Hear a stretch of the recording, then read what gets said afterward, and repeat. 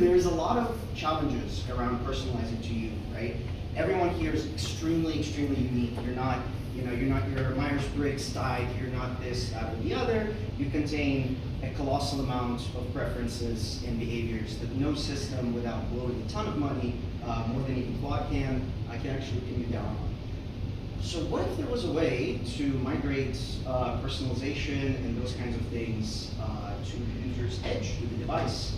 I got you intrigued on that. I'm going to show you that app next time. It's called ID AI, but I want to show you another application of local systems, and that is text-to-speech. So Audible, right, we take books, we produce audio of them, humans narrate them, but a lot of books, some of my favorites are in Russian. There's sci-fi from the 90s that hardly anyone knows anymore. So what if there was a way to take any text from anywhere on the internet and on device without internet, convert it to an audiobook? That is what Chorus Reader is.